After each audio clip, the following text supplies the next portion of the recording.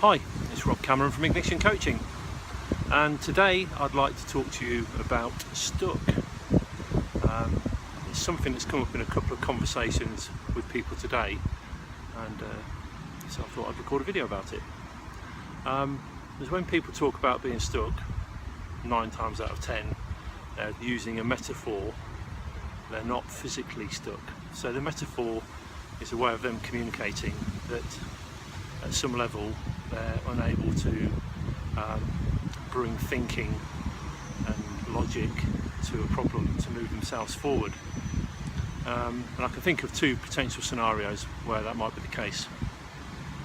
The first is where somebody comes across potentially a new situation that they've not experienced before, which is obvious if it's a new situation, and they don't have sort of prior knowledge, experience or skills that they can bring to that problem. And the second scenario, which is one that came up with the person I was speaking to this morning, is where at one level they sense they want to be doing things, certain things in their life that they want to be doing, want to be getting on with, but that is in direct conflict with things that they potentially think they need to be doing. There's a conflict there between their wants and the needs of what they believe needs to be happening.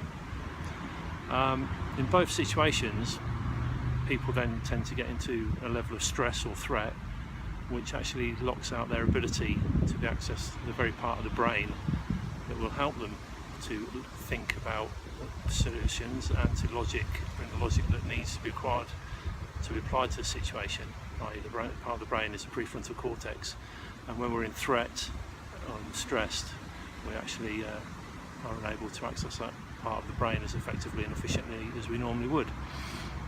So a couple of things that I might suggest.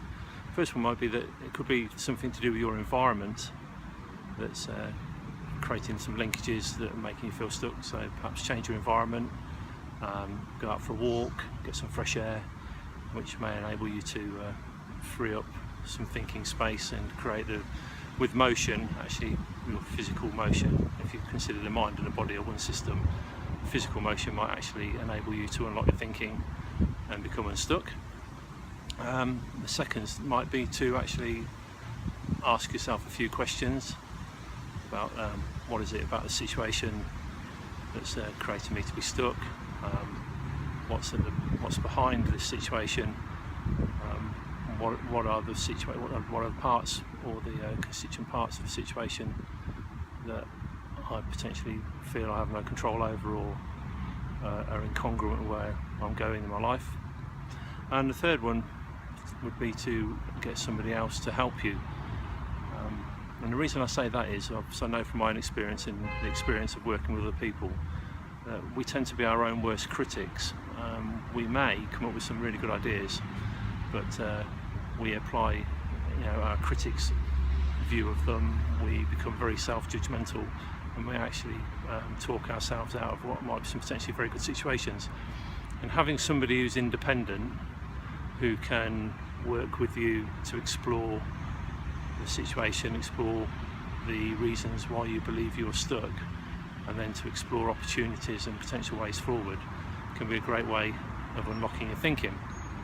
And the reason I say also about exploring is that the default for many people when they find somebody who's stuck is to go back to their own experience and start offering advice,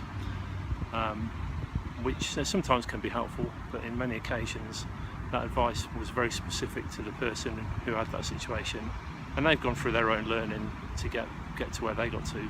And giving advice doesn't give the person the opportunity to explore the situation, it doesn't give the person the opportunity to learn anything about the situation, and it doesn't give the person the opportunity to develop their own strategies and skills for dealing with the problem or dealing with a similar problem in the future.